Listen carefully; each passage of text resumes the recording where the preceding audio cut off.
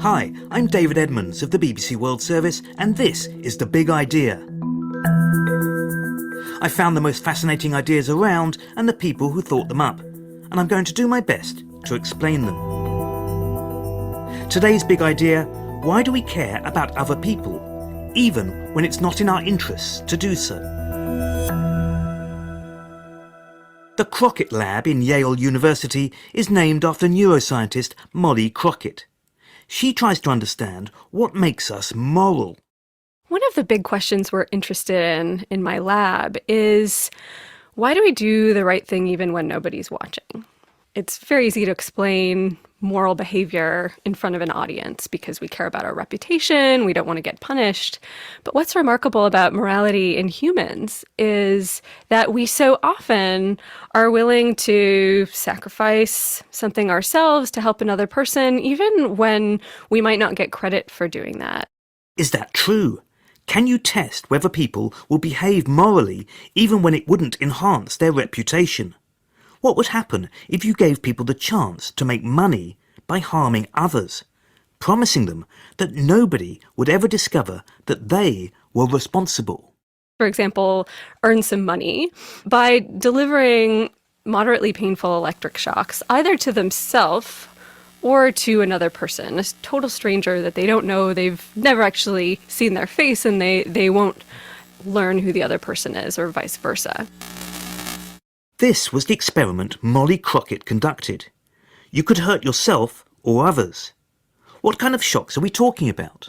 So the shocks don't cause any permanent damage. It feels a little bit like running your hand under the hot tap for a bit too long, or a very brief bee sting that lasts for only half a second. Not something you would choose to have inflicted upon you. Exactly, and people are willing to pay money to avoid these shocks.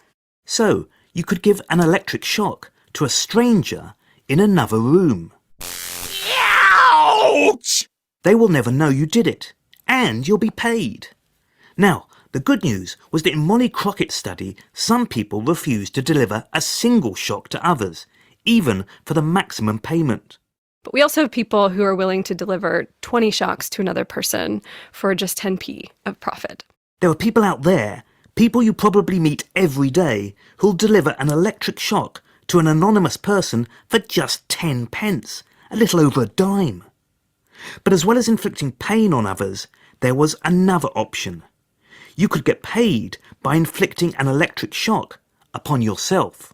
On average, most people require more money to shock the other person than to shock themselves. It seems that profiting from the pain of others is more distasteful than profiting from the pain inflicted on yourself.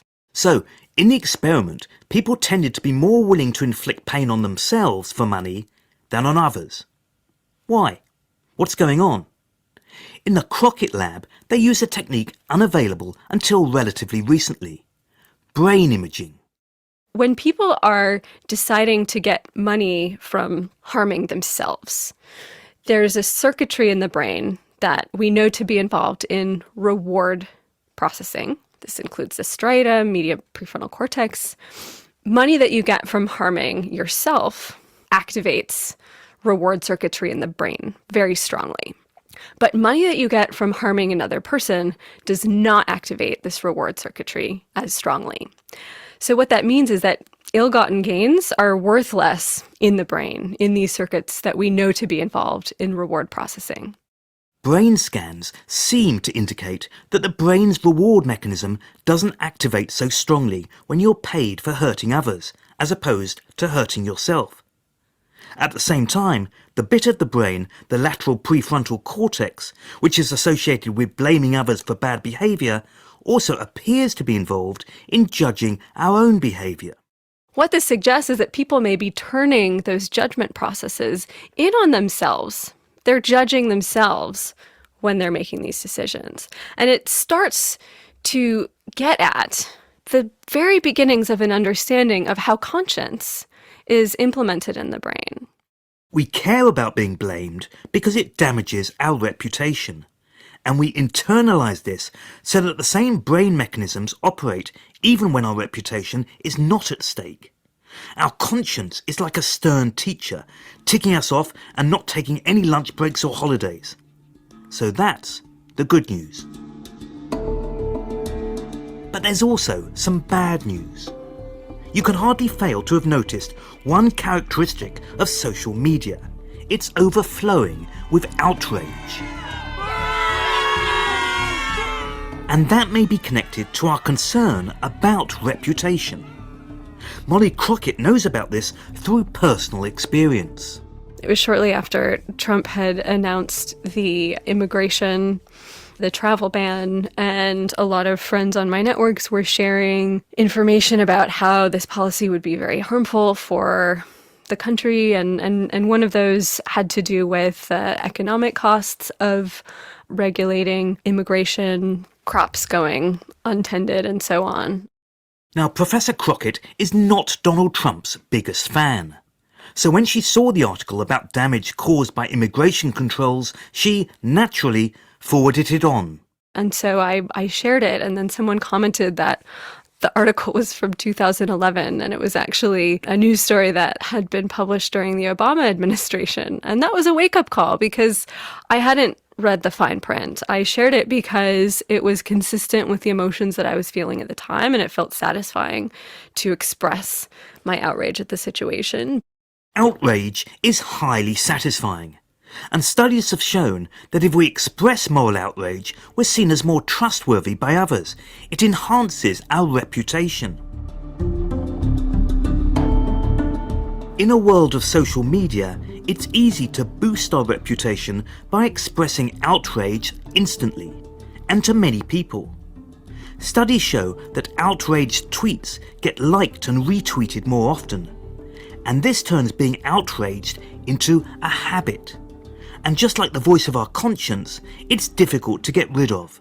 It's well known from experiments on human and animal learning and decision making that if you give people unpredictable rewards, this is a fast track toward developing a habit for the behavior that gets you those unpredictable rewards.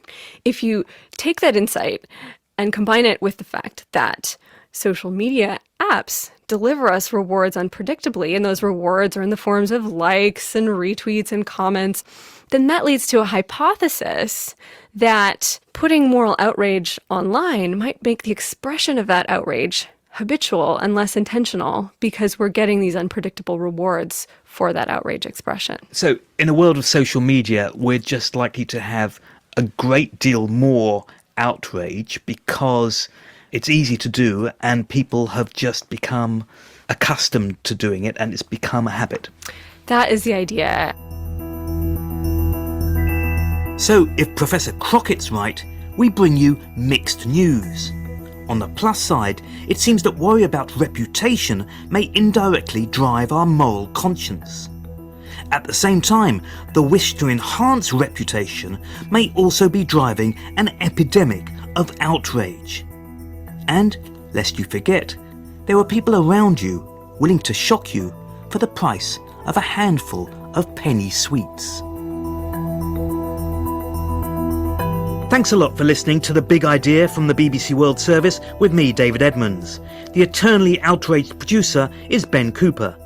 If you liked this episode, please leave a rating or comment if your podcast provider allows this. You can even let me know on social media about the big ideas you think I should be looking at. In the next episode, the man who wants to create a meat burger without animals and to confine cows to zoos.